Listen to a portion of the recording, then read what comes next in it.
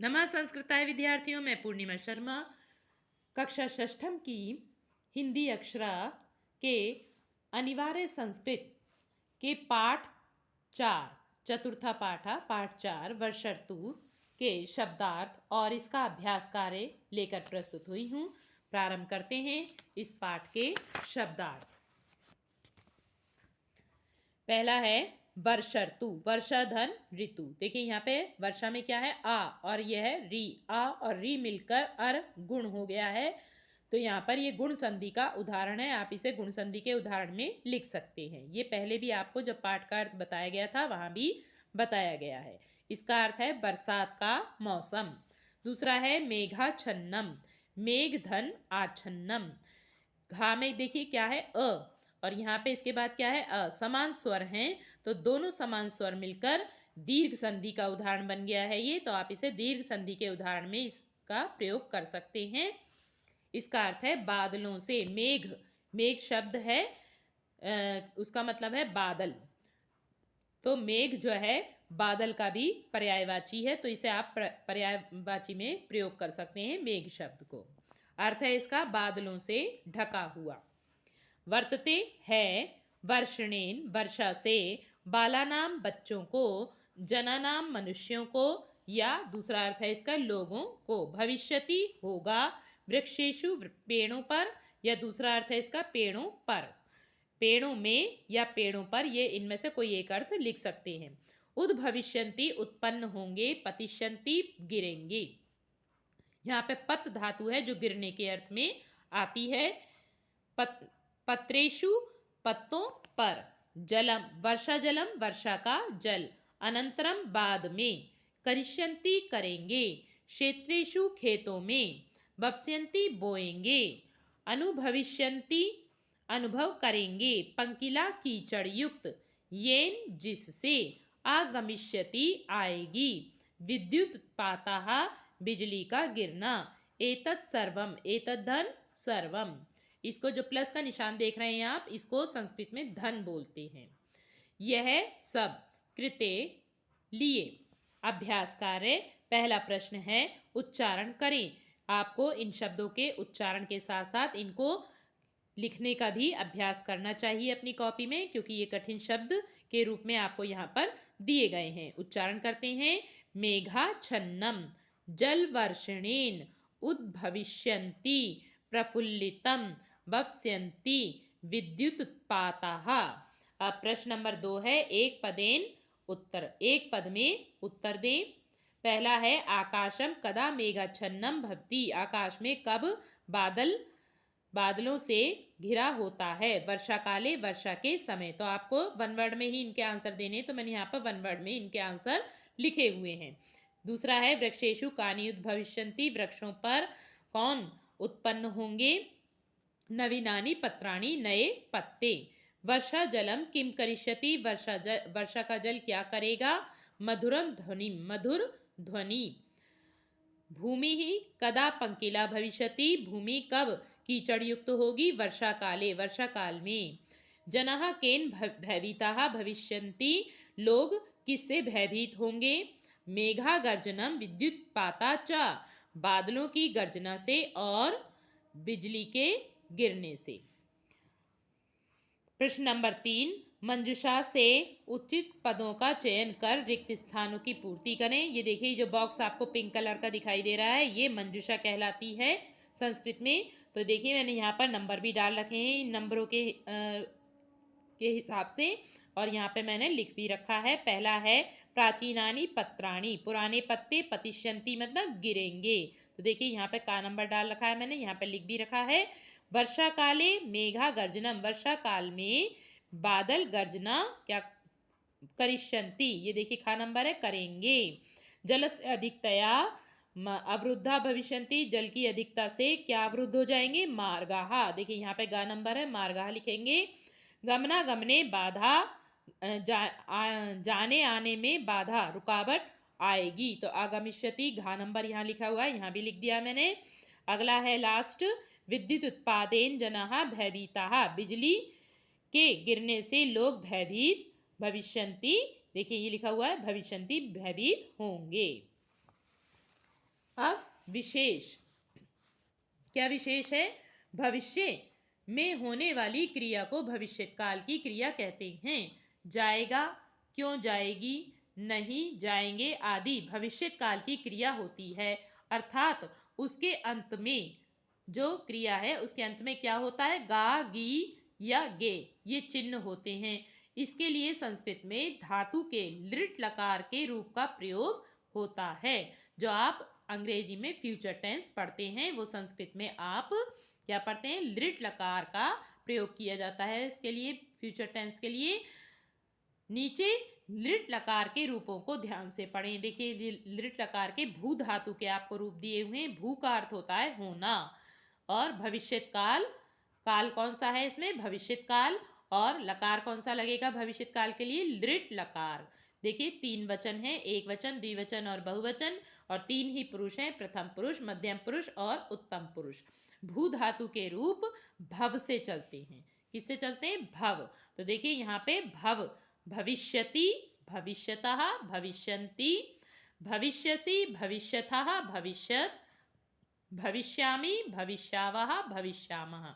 जैसे आप लट लकार के रूप पढ़ते हैं ऐसे ही यहाँ पे आप लट लकार के रूप की तरह ही देखिए यहाँ पे एक एल शेप बना लेंगे। किससे? ऐसे करके, ये 2 लाइनें ऐसे खींच के फिर ऐसे करके बना लेंगे। मैंने जहाँ शब्द धातु रूप डाल रखे हैं वीडियो में, तो वहाँ पर इस तरह से आपको करके भी बताया है, जिससे कि आपको पता रहेगा कि देखिए द्विवचन में केवल आपके तीनों में विसर्ग लगे हुए हैं, और यहाँ पर केवल लास्ट में, उत्तम पुरुष के लास्ट में विसर्ग हैं, और आप देख रहे हैं कहीं पर भी विसर्ग लगे हुए नहीं है। तो कहाँ विसर्ग लगाने हैं इसके लिए आपको इस तरह से इसको देखना चाहिए, पढ़ना चाहिए। इसी प्रकार आपको अन्य धातु बताई जा रही है। इसी प्रकार पठ, गम, खेल, चल, वद, खाद, क्री।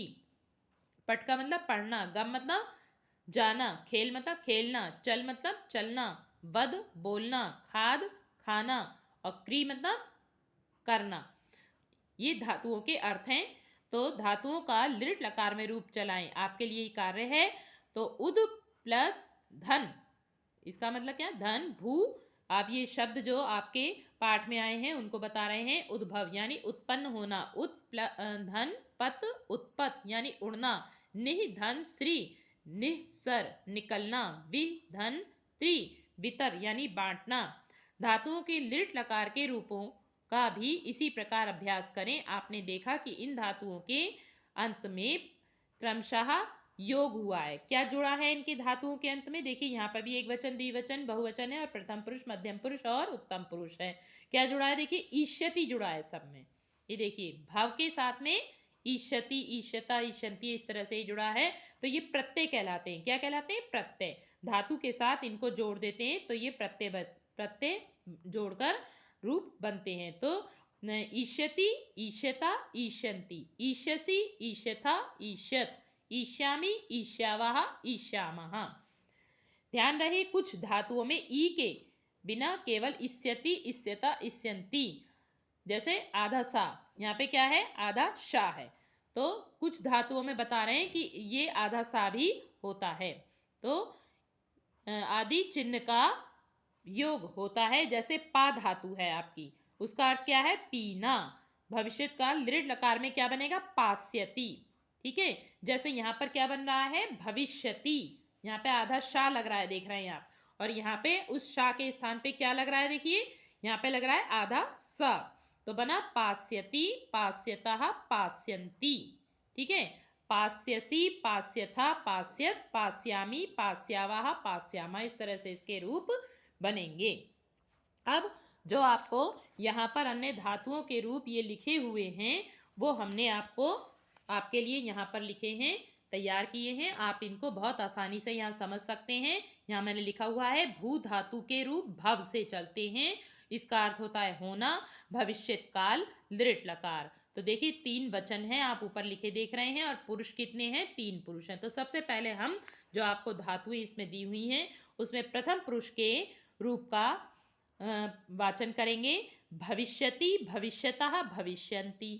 इसी तरह बनेगा पठ धातु का पठिष्यति, पठिष्यतः, पठिष्यन्ति। तो आप देख रहे हो इनके स्थान पर भव के स्थान पर हमने पठ लिखा है। ठीक है। और ऐसे ही गम लिखा है, खेल लिखा है, चल लिखा है, बद लिखा है, खाद लिखा है और यहाँ कर लिखा है। ठीक है, क्री धातु के रूप करिष्यति, इस तरह चलेंगे। तो वाचन कर लेते हैं, आशा है आपको अवश्य समझ में आ रहा होगा। तो पढ़ेंगे कैसे, भविष्यति, भविष्यता, भविष्यन्ति, पठिष्यति, पठिष्यतः, पठिष्यन्ति, गमिष्यति, गमिष्यतः, गमिष्यन्ति, खेलिष्यति, खेलिष्यतः, खेलिष्यन्ति, चलिष्यति, चलिष्यतः, चलिष्यन्ति, वदिष्यति, वदिष्यतः, वदिष्यन्ति, खादिष्यति, खादिष्यतः, खादिष्यन्ति, करिष्यति, करिष्यतः, करिष्यन्ति। ये सारे रूप जो है आपके धातुओं के प्रथम पुरुष में इस तरह से चलेंगे। केवल हर जगह पे आपको धातु बदल देनी है, बाकी मात्रा और विसर्ग जो जो लगे हुए हैं यहाँ पर वो वैसे ही आपको लगाने हैं जैसे सबसे पहले वाले रूप में लगाए हैं। मध्यम पुरुष में किस तरह रूप चलेंगे, भविष्यसि, भविष्यथा, भविष्यत, ऐसी बनेगा पठ का, पठिष्यसि, पठिष्यथा, पठिष्यत, फिर गमिष्यसि, गमिष्यथा, गमिष्यत, खेलिष्यसि, खेलिष्यथा, खेलिष्यत, चलिष्यसि, चलिष्यथा, चलिष्यत, वदिष्यसि, वदिष्यथा, वदिष्यत, खादिष्यसि, खादिष्यथा, खादिष्यत, करिष्यसि, करिष्यथा, करिष्यत। अब उत्तम पुरुष के देखिए आप रूप, भविष्यामि, भविष्यावः, भविष्यामः। ऐसे ही यहाँ पर भी हम केवल धातु बदल रहे हैं, बाकी आपके जो प्रत्यय जुड़े हुए हैं वो सेम ऊपर वाली धातु की तरह जुड़े हुए हैं। देखिए इसका भी वाचन करते हैं, पठिष्यामि, पठिष्यावः, पठिष्यामः, गमिष्यामि, गमिष्यावः, गमिष्यामः, खेलिष्यामि, खेलिष्यावः, खेलिष्यामः, चलिष्यामि, चलिष्यावः, चलिष्यामः, वदिष्यामि, वदिष्यावः, वदिष्यामः, खादिष्यामि, खादिष्यावः, खादिष्यामः, करिष्यामि, करिष्यावः, करिष्यामः। ठीक है, तो यहाँ भी आप देखिए केवल द्विवचन के जो रूप हैं उन सभी में विसर्ग लगे हुए हैं। ठीक है, और प्रथम पुरुष के जो आपके रूप हैं उसमें सब में देखिए ईष्यति ये लिखा हुआ है, इसमें कहीं पर भी विसर्ग नहीं है। और यहाँ पर जो आप देख रहे हैं उत्तम पुरुष के रूप, यहाँ पर देखिए इन सब में विसर्ग लगे हुए हैं। तो द्विवचन में हर जगह विसर्ग लगे हुए हैं और उत्तम पुरुष में केवल बहुवचन के रूप में विसर्ग हैं। आशा है आपको ये रूप समझ में आ गए होंगे। यदि आपको ये रूप समझ में नहीं आए तो आप कमेंट बॉक्स में लिखकर पूछ सकते हैं। अब खा नंबर पे देखिए, यहाँ पर आपकी पुस्तक में क्या लिखा है, नपुंसकलिंग शब्दों के रूप प्रथमा और द्वितीय विभक्ति में एक समान होते हैं। जैसे आपका देखिए प्रथमा वन, वन के आपको रूप दिए गए हैं, वन का अर्थ होता है जंगल। नपुंसकलिंग में प्रथमा विभक्ति में क्या बनेगा, वनम, वने, वनानी, एक वचन, द्विवचन और ये बहुवचन। ऐसे ही द्वितीय विभक्ति में बनेगा वनम, वने, वनानी। तो दोनों एक जैसे रूप बने हैं, एक वचन, द्विवचन और बहुवचन में। अब आगे प्रश्न नंबर 4, रेखांकित पदों के आधार पर प्रश्न निर्माण करें। तो देखिए मैंने जहाँ जहाँ ये रेखांकित शब्द हैं उनके आधार पे यहाँ पे प्रश्न निर्माण करके लिख दिया है पूरा। आपको केवल कितना ध्यान देना है, देखिए वर्षायाः अनंतरम कृषकाः क्षेत्रेषु धान्यम वपन्ति। तो धान्यम अंडरलाइन है यहाँ पर, तो आप धान्यम की जगह क्या लिखेंगे, किम, और बाकी आपको प्रश्न में यहाँ पर लिखा हुआ मिला है तो ये सेम ऐसे ही आपको यहाँ पे उतार देना है। देखिए वर्षाया की जगह वर्षाया लिखा है, अनंतरम कृषकाः क्षेत्रेषु यहाँ तक लिखा हुआ है, फिर धान्यम की जगह क्या लिख देंगे, किम, और ऊपर से वपन्ति उतार देंगे क्योंकि आप प्रश्न निर्माण कर रहे हैं इसलिए प्रश्नवाचक चिन्ह लगाएंगे। ऐसे ही अन्य स्थानों पर करेंगे। देखिए खा नंबर में, धान्यम दृष्ट्वा कृषकाणाम हृदय प्रफुल्लितम भवति। तो धान्यम अंडरलाइन है तो धान्यम की जगह क्या लिखेंगे, किम।